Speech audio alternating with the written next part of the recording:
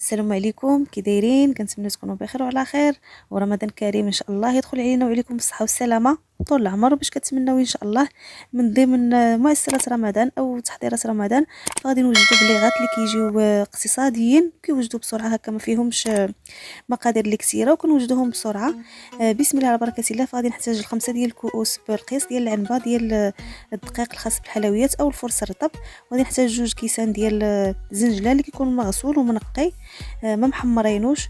وعندي 4 كاس ديال ماء الزهر، وعندي 2 معالق كبار ديال الزبده اللي مذوبينهم، ونزيدهم 3 ديال المعالق ديال زيت النباتيه، وعندي معلقه صغيره عامره ديال قرفه مطحونه ومغربله، وعندي معلقه كبيره ديال النافع البلدي البنات اللي كنطحنوه ونغربلوه، وعندي ساشيه ديال الخميره ديال الحلويات على وزن 8 غرام.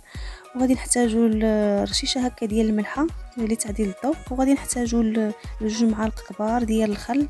فالخل ضروري، فهو اللي كيعطينا هكا الهشاشه لهاد البليغات. صافي، فغادي نضيفوا النواشف كاملين وغادي نخلطوهم مزيان، يعني حتى كينسجموا لينا المكونات. ثم غادي نضيفوا الزبده مع الزيت، كما ذكرت معكم 2 معالق كبار اللي ذوبناهم هكا ترجعوا لينا نوازيط بهذا الشكل هذا.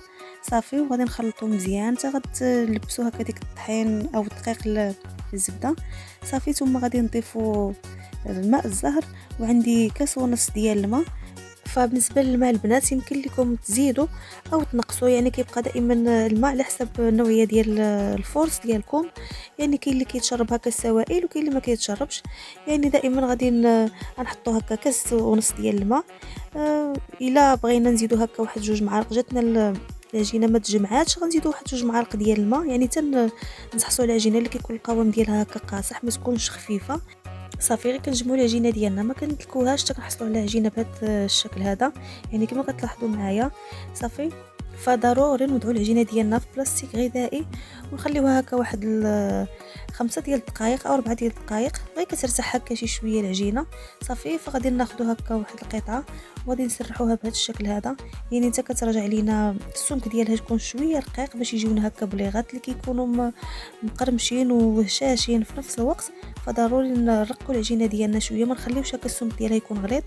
فضروري نتاكدوا من العجينه ديالنا ما تكونش لاصقه لينا هكا في سطح العمل. فإلا شفنا العجينه كتلصق لينا فنرشوا هكا شويه ديال الدقيق او الفرص، يعني باش ما تلصقش لينا.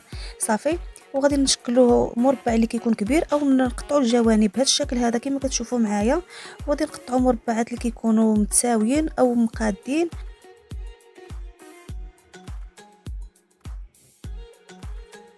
صافي، فمن بعد ما كنقطعوا العجينه ديالنا او كنشكلوهم مربعات بهذا الشكل، فكناخذوا هكا مربع وكنلويوه بهذا الشكل هذا على الاصبع ديالنا وكنضغطوا. فضروري البنات ما نضغطوا هكا على ديك الجنيبات باش ما كيتحلوش لينا في القليان فاش كنكونوا كنقليوهم.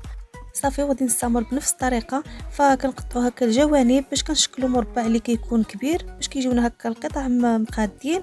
وديك الجوانب اللي كنقطعوهم فضروري كنوليو هكا نجمعوهم في الايد ديالنا وكنديروهم في البلاستيك باش ما كينشفوش لينا، وكنرجعوا نسرحوهم بنفس الشكل، يعني حتى كنكملوا الكميه ديال العجينه اللي عندنا. صافي، وغادي نستمر بنفس الشكل، يعني حتى غنكمل الكميه ديال العجينه اللي عندي. وكنتمنى تجربوهم بهذه الطريقه، انا اكيده الا جربتوهم غادي يعجبوكم بزاف، لان اقتصاديين وكيجيونا لذاذين بزاف، وكيجيو هكا فيهم ديك التقرميشه زوينه بزاف. فإلا بغيتو يجوكم مقادين ويجوكم يعني في نفس القياس، يمكن لكم تاخذوا هكا مسطره وتعبروا بها. فبالنسبه لي انايا عبرت بالاصبع ديالي، يعني 2 صبعان هكا، وكنقطعوا. يعني راه كيجيونا قياس واحد وكيجيونا متوسطين، ما كيجيوش كبار بزاف وما كيجيوش صغار. فهنا راه كنوريكم السمك ديالهم، يعني كيجيونا رقاقين كما كتشوفوا معايا، ما كيجيوناش هكا غلاظين. صافي، وكنلويو على الاصبع ديالنا وكنضغطوا. فضروري ما نضغطوا هكا باش ما كيتحلوش لينا في القلي. صافي، وغادي نشكلوا الكميه اللي عندنا كامله مباشره. فغادي نحتاجوا المقله، غادي نصوها هكا بالزيت او نجيبوا هكا شي كاسرونه، المهم شي حاجه اللي تكون لينا مجموعه باش ما نستهلكوش هكا زيت اللي كثير. صافي، وغادي نسخنوا الزيت ديالنا، يعني ضروري البنات في هذه المرحله هذه فاش تسخن لينا الزيت فكنقصوا العافيه، ما نخليوش عافيه اللي مجهده باش ما كيتخطفوش لينا هكا البليغات وكيجيو اللون ما زوينش. فبالنسبه للمعسلات البنات باش ينجحوا لينا هكا المعسلات ديالنا فضروري العسل يكون حتى هو يعني مخدوم مزيان او يكون نوعيه جيده، يكون هكا ثقيل ما يكونش عسل اللي خفيف باش كيتشربوه هكا المعسلات وكيجيونا زوينين. فبالنسبه للعسل البنات راه عندي في القناه الا بغيتو اللي بغى يشوف طريقتي ديال العسل فانا نخليه لكم في اول تعليق او في صندوق الوصف ان شاء الله. فاللي بغى تشوف الطريقه ديال العسل تدخل ان شاء الله وتشوف طريقتي ديال العسل صافي. وغادي نحتاجو هنا كما ذكرت معكم المقله اللي كنكونوا مسخنين الزيت يعني كيكون سخون بزاف.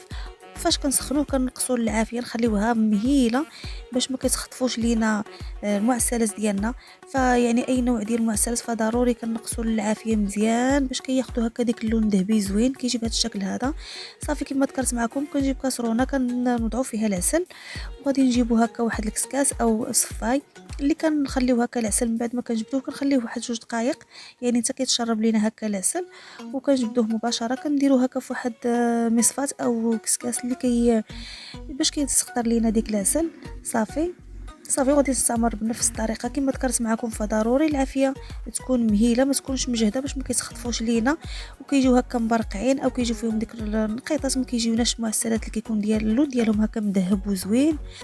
فضروري البنات ما نخليوهمش هكا يتحمروا عاد نجبدوهم من الزيت يعني غير ياخذوا واحد اللون هكا ذهبي ما كيكونوش طايبين مزيان يبانوا لكم غير مذهبين صافي. فغتجبدوهم مباشره غتوضعوهم هكا في العسل فهما كيزيدوا ياخذوا هكا ديك اللون اللي كيكون محمر زوين يعني الا خليتوهم تتحمروا في الزيت فهما غيجي لونهم ما زوينش ومذاقهم يعني غير مستحب.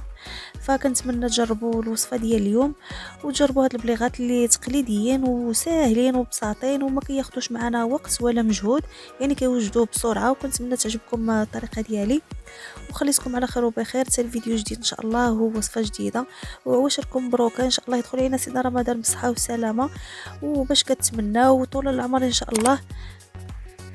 وصافي هاد البليغات ديالنا واجدين كيجيو لذاذين وهشاشين كما كتشوفوا ومقرمشين في نفس الوقت.